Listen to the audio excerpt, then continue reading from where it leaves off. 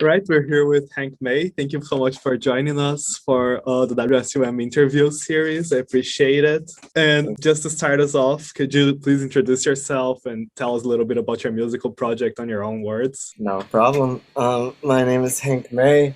I am a songwriter from Los Angeles, California. I'm releasing my debut album in October. I've been at it for a while. I'm 31. This is my debut, so I've been just honing my craft for many years, and I'm happy to finally be releasing music. Yeah. And that's the long story short of it. Better late than never, and I think it sounds really good. Like, you really honed it down. It sounds extremely professional. It's just great music. Well, I appreciate that. And yeah, on the press release of your debut album, One More Taste of the Good Stuff, you've described it as the story of a room. And I would love to know if you could tell us a little bit more about the history behind your recording studio, the little shed, and just the influence that that specific room had in your music. Absolutely. It's a room that my dad built. He soundproofed it and put it together for me in 2005 when I was 15 and just starting to take music really seriously and play in bands with my friends and write songs and record them and share them on MySpace. And it was sort of the place where I recorded my first songs that I considered to be good. And when I left for college and then lived in New York after that, it was a place where my friends sometimes recorded. I would tell my dad they were coming by, and basically I was away from that room for a long time, for 7 years or something. And just a couple forces came together in my life in New York that sent me back home. I was working at this venue called Palisades, which was a DIY venue, but one of the really good ones. One of the really good ones. Yeah, one of the legendary ones. Whenever I talk, I like to have this New Yorker cover within reach because this was actually a cartoon drawing of a show at Palisades. It's recognizable mainly by the pole in the middle of the room, but also it's just, it's clear to everyone that that's what this was. And so it was really exciting. Have you ever played there? Yeah, so when I was working there and living in New York, it was pretty much, it was one of the only places that I played with my project, and I also worked the bar. And it was really great, and one night, we got raided, basically. There was a team of cops and city inspectors. Oh, God. Rolling around Brooklyn, busting up semi-legitimate places where bands play and stuff like that. And so we were the victim of one of those raids, and a couple other things happened, and then I wound up back in Los Angeles, and I moved back in with my parents and kind of just got a part-time job, sweeping hair and booking appointments at a barber shop, but spent most of my time just back in the old studio, just recording, writing songs, listening to lots of music, and just kind of wasting away a little bit, neglecting certain things in my life, but also just having a really creatively fruitful couple of years in there. The album starts to come together because my dad makes the plan to demolish the garage and the attached room, and he's going to build an ADU to rent out back there to make some supplemental income. And so for the first time in my life, it feels like there's a clear deadline for me to make something serious instead of just an endless collection of demos, which is what I had been amassing in my life up until then. So basically I started rehearsing with a band. We went into the studio and tracked bass, drums, and keys, and then I went back into my practice space, and basically up until the last night just trying to finish this album and recording tracks, vocals, guitars, recording for keeps for the first time in my life, instead of just laying down demos and not really trying. So I made it my mission to like actually like create an album in there before it was all over, and then I did, and then quarantine, spent the unemployment and plus stimulus mixing, mastering, and then the label came around, and one thing led to another, and now I get to release it and work on another album, and it's like I feel good. I feel like I got it all turned out well in the end. What was it? Yeah, it feels it's like full circle, and then I get to like make music for a year and hope for the best. Which is awesome, yeah. Was it emotional to have the shed, like the recording studio turned down? Like, Yeah, I mean, how did like, it feel seeing all of it after so, like God knows how many yeah, years? it's very emotional, but also very like it was a bad thing and a good thing in my life. Like it was a place to, if you have a place where you hide like from the world and then that gets ripped away from you, like you're forced to like confront just face the world in a way that you were avoiding. So that was definitely the case. Like I couldn't live at my parents' house without that space, and so I had to like find an apartment and just basically get my shit together.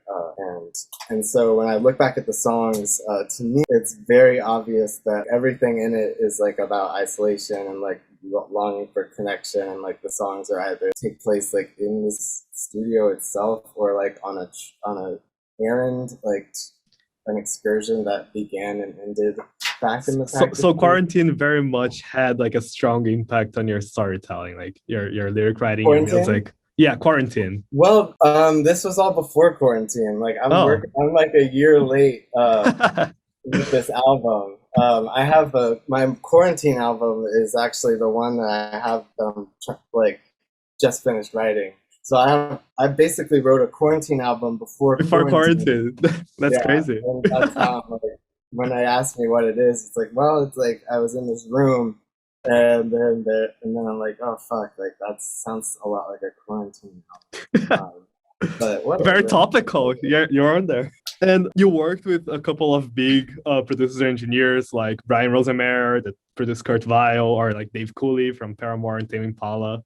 How was that contrast between like you producing demos by yourself and then actually being on the studio with these professionals? Like, did you feel any pressure? How was it? Well, that's actually false. Brian he mixes records, and I think he was like an engineer on certain big albums. So like if you go to his website, it's gonna have those big albums, but that'll be under the like engineering section of his resume. Mm-hmm. And what I hit him up for was mixing, which is a big deal. But it was something so I made the record completely without any big people. It was like a self-produced thing, and then I found a mixer, Brian, and then Dave Cooley is a mastering engineer, and mastering is not. It's just it's something that you just pay for. So it's not like so it's very much like an authentic handmade project, like a DIY. Right, yeah. I'm trying to work with somebody special for the next one. That's the plan. Oh, exciting.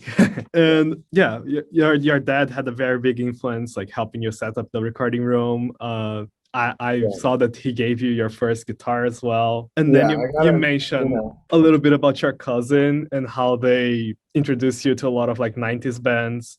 And I'd just like to hear more about how your family and like your childhood shaped your sound today. Totally. Yeah, I like to think a lot about like how I wound up doing what I'm doing and who I have to blame for these things. And and yeah, my dad, he's just always sort of like put in a little extra effort to get me to like make my music, and I'm really appreciative of that. And then my cousin David was like the one who got me into Modest Mouse and Built to Spill back when I was like 9 in the year like 2000. And so like he sort of like gave me the like an early start on all that stuff. So I spent like my preteens just like on my computer downloading indie MP3s and like Napster, just like collecting everything. Just a little piracy. Yeah, just nonstop like preteen piracy that really like built my identity as an artist. And like, and then I imagine that as you mentioned, MySpace probably had a big influence as well, right? Especially with the MySpace, whole like DIY band scene that MySpace had back then. yeah, 2005, like I was I think in 10th grade. Every one of my friends had a music MySpace, and we all recorded music and shared it to MySpace, and it felt like publishing it to like for the world. It was like a really I don't know, it's like definitely like teenage, like just you just feel like whatever you're doing is like extra important. But I remember just like MySpace felt like a really like just a cool place where like new music was happening. Yeah, As a 15-year-old. it's a complete staple of the scene, and I can't imagine what was it like. Like back when it was happening, I was like 6, but Yeah. So it was cool. You would like, as a 15-year-old, I made a song on my computer, shared it to MySpace, and then I would have people like writing to me from like Houston, Texas, and I'm in Los Angeles, being like, "Hey man, your song like really meant something to me," and I'm just like, "That's crazy! Like this is awesome!" Like, and it was just cool. And I think it's I don't know if it's easy to do that anymore. I think there's just like a lot of stuff, and I know I shared something on Bandcamp as a 21-year-old, and I don't think anybody heard it. And so that's, just times change, and you're just always kind of doing what you're doing. And yeah, I agree. Times change, and I feel like nostalgia always has a big deal with it. Like you had in the 80s, all this nostalgia around the 50s. You have like Happy Days and all that kind of stuff. And then a couple, like recently, we had nostalgia over the 80s. And I Yeah, feel like we're transitioning over nostalgia over the 90s. And I feel like yeah, your songs definitely give that vibe. Like I hope so. Yeah. NBC definitely, and I just like to know like how do you fit in this movement that like glorifies the 90s and just pays an homage to all of those great acts back then. Yeah, I want to like see myself as like, I don't know, like I want to expose the 90s as like not that cool or something. Like, I don't know why that's like my impulse, but I guess I'm like, I don't know, I'm like skeptical of my own nostalgia, and like I just if I were to play a certain role in like 90s nostalgia, that would be the one I would want to be, is the role of the like skeptic, or whatever, whatever that means. And yeah, I feel like NBC or Nickelback Creed definitely has a role in that. And I saw that you mentioned a little bit about how the disaster that was Woodstock 99 had in that particular track. And I just like to hear more about the song, like when you're writing it, a little bit about the inspirations that you had while writing NBC, which is one of the singles. And Yeah. yeah, just the songwriting process behind that. Yeah, so it's I don't like, I've talked about it a little bit. I'm trying to find new ways to talk about it, but I think it's just a song about growing up as a musician slash like lover of music and bands in particular, and just having that passion kind of turn on you as you grow up. And I know that I've seen it. I've like blamed rock and roll for people's deaths. Like I've Mhm. like, had friends like have drug problems that end badly, and then I want to be like, well, like it was just that rock and roll, man. But it sounds so. Yes. I sound like an old like someone's grandma, but the point is like you can draw a line between like listening to like cool music like when you're young, and then like wanting like to like, I don't know, just like just self-destruction is sometimes like something that's just seems like it's written into the contract, but it doesn't have to be. And that's kind of, that's like my point, I guess. Yeah. Where do you think you fit on that scale between like disenchantment with music and then like Yeah. hopeful, inspiring music? Like where would you say you stand as an artist? Um, yeah, I want to be like on the threshold, and I want to sort of like describe one side while keeping everybody on the other side. Or I want to be like I definitely don't, I want to like make non guitar music. But I don't, I don't know. I got lost. My train of thought trailed away from me, but I think I want to be a good influence on people who are younger than me, and I want to show what like songwriting can do for someone's life in like a positive way, and I think that like singing and like writing songs is like a craft that can like make your life like really enriched and like special, and I think anybody can do it, and that's my message. That's great. Like cautionary yet very inspiring. I appreciate the thought behind that.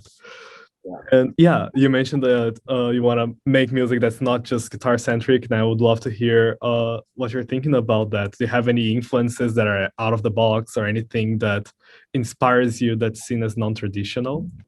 Yeah, well, let me think. I'm looking at my demos for my next album, and there's definitely guitar on every song.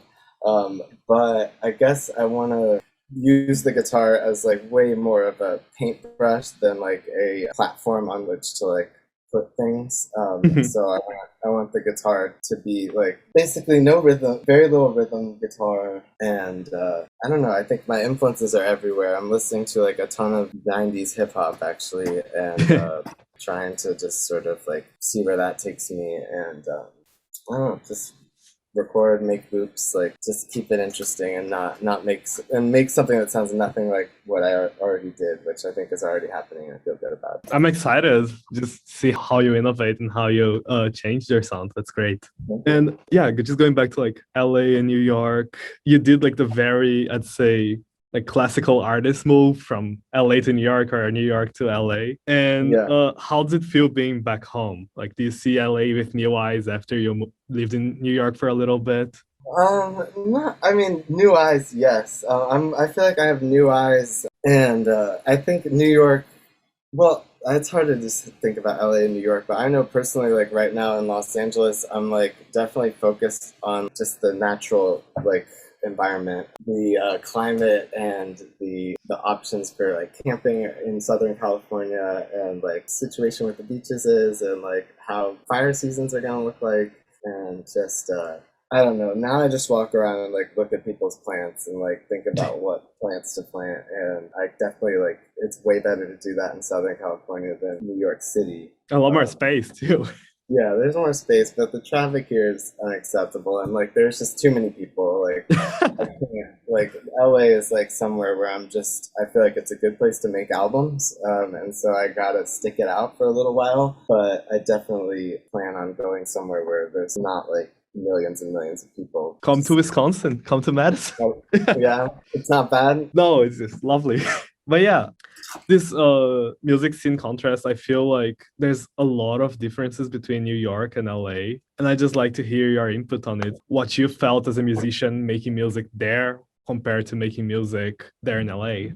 Yeah, I know. I think like things are changing for both cities with bands and like the places that they're able to play. I mean, who knows like I'm just everything's like starting up again now, so it's so weird to like talk about. I'm noticed, I guess, I don't know, like I wasn't I'm pretty much the wrong person to ask, because I'm somebody who like definitely just stayed home and like worked on songs on my computer rather than like really playing a lot of shows.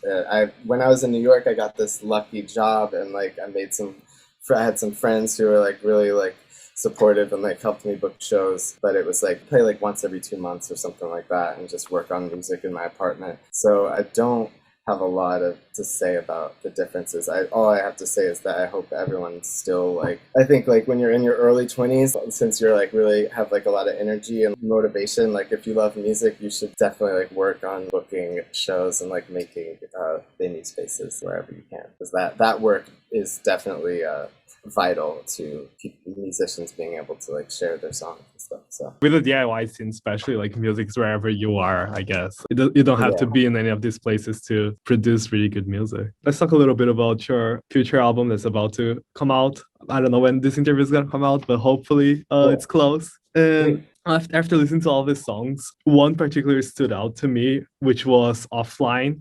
And I haven't seen you talk a little bit about this track. And I really like the instrumentation. It's a lot. It feels very raw, you know. And I just like to hear more about this track, just the songwriting process behind it, the instrumentation. I think it definitely stands out in like a harder rock and roll sound compared to some of the more folksy ones. Yeah, well, thanks. I'm glad you picked that one because it's definitely one of the ones where I was like, this doesn't sound done, but fuck it, like I'm all out of time, and like I wish that like I had some bells and whistles on there to like kind of juice it up a little bit, because there's like next to nothing. But I'm glad that you appreciate that about it. I'm sure I'm not gonna be the only one. It's a really good song. Sweet. I'm so happy that you're calling it out. It's something that it's probably the oldest song on the album. That kind of style is like I've got a lot of old material like that. I used to like be like a really kind of screamer, like with loud, fast drums. Like that was kind of my style back in high school and like when I was like 20. But I had a version of that song that was really slow, and then I just bumped up the BPM, and I don't know, the lyrics kind of came together slowly. It's like there's some tribute lyrics to my friend who passed away, and I think the chorus of that song is the lyrics came from like if you've ever like looked for somebody on the internet and they're not there, and there's somebody like you went to middle school with or like used to know back, and they're like not there, and then you're like what happened to that person? Like I hope they're okay. And I think that there's just like, and then I followed that feeling just where it's like I don't know. I'm losing my train of thought again, but no, I think you're good. Cool. Yeah. So that's kind of where I came up with the lyrics for the chorus, and then other things just kind of filled in, and like I'm glad you like it. Just first of all, congrats on being signed into Danger Bird, such a good label, like alumni like Silver Sun Pickups and The Frights. And I know that this is not your first connection with the Silver Sun Pickups. Yeah. I saw it briefly mentioned on another article, and I would love to know if you could like elaborate on this one connection with the music video. It sounds so fun. Yeah, so that's why like I didn't really have a label when I was making the album, and Danger Bird like came a knocking like at the critical hour, and the reason that I was on their radar is that many years ago I was in the Silver Sun Pickups video for Lazy Eye, and I was in the video because I was making music at the time, and the label was like a family friend of mine. I got a job there, and they like learned about me, and they were sort of like courting me as like a teenager who's like a up and comer, and they're like, hey kid, like you're gonna be great one day, like here's my number kind of thing. And then so I was just like in the vicinity, and so I got to be in the music video. And then yeah, I didn't end up making much music for them or anything as in my life, but I made this album, and then they were really enthusiastic about it, and they were really sweet, and they are like just a few blocks from where I live, so it's like it makes sense to just go with the neighborhood label. I feel very cared for, so it's awesome. Yeah, congratulations again. Such a great accomplishment. Is your next album gonna come out under Danger Bird as well? I hope so, yeah. It's up to them ultimately, but I think they're gonna be really happy, because I'm really happy, and I think that the second album is gonna be the one people will remember me for. You gotta live up to the hype, the sophomore release. Yeah. And slump. I'm calling it now. I'm excited. Thank you. After your album, your debut, One More Taste of the Good Stuff, comes out, what's next for you in the short term? Like between this first album and the second album? Do you plan on touring? Do you plan on releasing specific singles? Like, I want to hear more. What's next for Hank May? Yeah, I have no idea what the timeline is going to look like. So basically, I'm just waking up and working on new songs and like arranging and writing every day, and just hoping that like good stuff happens. But luckily, like I've got people who are like, putting in the effort for me, and if they send me on tour, like I'm down to go. But I've never been good at the business side of this, and I'm trying to say yes to everything and just express gratitude and just keep my schedule open for any cool, fun stuff. So I'm just, I got my head in the music, but I'm also down to hit the road and take a band with me. So yeah, I'm looking forward to it. I saw your YouTube performance live, and it sounded great. Like the acoustics, really good. Cool. That's exciting. there's some shows coming up in Los Angeles. There's a show there on like the 21st and the 23rd of July. I'm gonna announce soon. I'll try to have the interview before then, so spread the word out. Cool. And lastly, I like to finish my interviews with this question, is that my show here at WSUM is called That's So Cringe. And it's about Cool. your own musical guilty pleasures and how like Nice. you should be proud of the songs you listen to. Yeah. And I want to know exactly that, Hank. What's your musical guilty pleasures? Whew, God, I know that there's some, and I just don't feel guilt about them because exactly. That's the point of my show. You should embrace it. Let me see. I can go. I'm looking at my top 20. Favorite song was "Fuck Donald Trump." I'm not ashamed of that. I like Doja Cat, "Go to Town." People might be surprised that I listen to that like 300 times. I love the 1975. I love a lot of pop music. I love Olivia Rodrigo's new single, Deja Vu. I love that. I guess what's surprising is that I listen to like mainstream radio when I'm driving around, and I just jump between like K-Day, which is 90s hip hop, and then I do like the new stuff, and like, some of it sucks. Like there's a lot of like real bad like Mumford stuff kind of shit, but like there's some good stuff out there. Very shades. I'm always like, I think that song Deja Vu it makes me fucking cry. And I cried to Free Fallin' the other day, so like. What's your recommendation for a good song to cry to? Let's see, Free Fallin' by Tom Petty. Good one.